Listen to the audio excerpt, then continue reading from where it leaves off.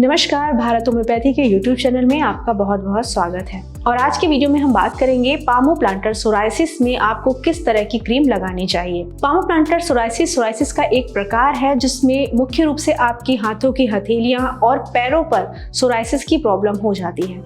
इसमें आप देखेंगे रेड कलर के पैचेस हो जाते हैं जिसमें बहुत ज़्यादा ड्राइनेस होती है, स्किन वहाँ पे ड्राई हो जाती है, सूखी हो जाती है और एक पपड़ी जम जाती है और उसमें बहुत ज़्यादा दर्द होता है, पेन होता है, जलन होती है और खुजली होती है।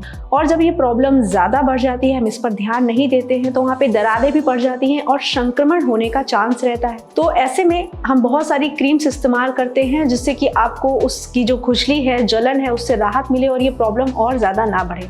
लेकिन हम बहुत सारी गलतियाँ भी करते हैं, जैसे कि हम कुछ ऐसी क्रीम इस्तेमाल कर लेते हैं जिसमें बहुत ज़्यादा केमिकल होते हैं, प्रिजर्वेटिव होते हैं जो इस प्रॉब्लम को और ज़्यादा बढ़ा देते हैं। तो आपको ध्यान रखना होगा, जो भी क्रीम आप इस्तेमाल कर रहे हैं उसको अच्छे से पढ़ें कि उसमें क्या क्या लिखा हुआ है। अगर उसमें बहुत ज़्यादा केमिकल्स पड़े हैं, प्रिजर्वेटिव पड़े हैं तो वो आपकी प्रॉब्लम को बढ़ा सकते हैं। अगर उसमें सिलिसिलिक एसिड पड़ा है तो अगर आप लंबे समय तक उसका इस्तेमाल करेंगे तो वो आपकी स्किन को धूप के प्रति संवेदनशील बना देगी, यानी कि आप जब धूप में जाएंगे तो आपकी प्रॉब्लम बढ़ जाएगी, आपको बहुत ज़्यादा इचिंग और जलन महसूस होगी। और अगर आप बहुत लंबे समय तक स्टेरॉइड वाली क्रीम का इस्तेमाल कर रहे हैं तो आपको कुछ देर के लिए रिलीफ तो देता है, लेकिन अगर आप इसका लंबे समय तक इस्तेमाल करेंगे तो ये आपकी उस स्किन को पतला कर देगा जिससे प्रॉब्लम और ज़्यादा बढ़ जाएगी। तो आपको ध्यान रखना है कि आप जो क्रीम लगा रहे हैं वो पूरी तरीके से स्टेरॉइड और सिलिसिलिक एसिड से फ्री हो या किसी भी प्रकार के एसिड, प्रिजर्वेटिव्स, केमिकल्स उसमें ना हो।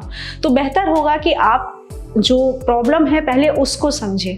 तो जो आपको बर्निंग सेंसेशन हो रहा है, जलन हो रही है, इचिंग हो रही है, उसको कम करने के लिए सबसे पहले आपको जो पैच हैं आपके हाथों पर और आपके पैरों पर, आपकी हाथों की हथेलियों पर और पैरों के तलों पर, उस पर आपको ऐसी चीज़ लगानी है जो वहाँ की ड्राइनेस को ख़त्म करे।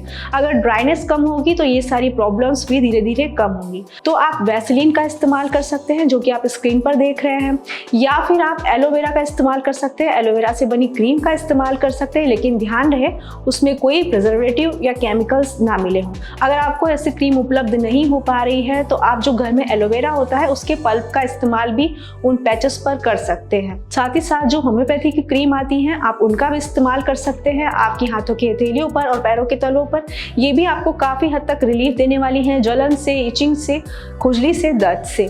लेकिन ध्यान रहे ये कोई परमानेंट सोल्यूशन नहीं है कि आपको कुछ देर की राहत तो दे सकते हैं लेकिन आपको परमानेंट इस जो प्रॉब्लम है इससे निजात नहीं दिला सकते। इसके लिए आपको एक प्रॉपर ट्रीटमेंट लेने की ज़रूरत है, जैसे हमारे कई सारे पेशेंट्स ने लिया है, आप स्क्रीन पर देख सकते हैं और उन्हें पूरी तरीके से इस प्रॉब्लम से निजात मिला है।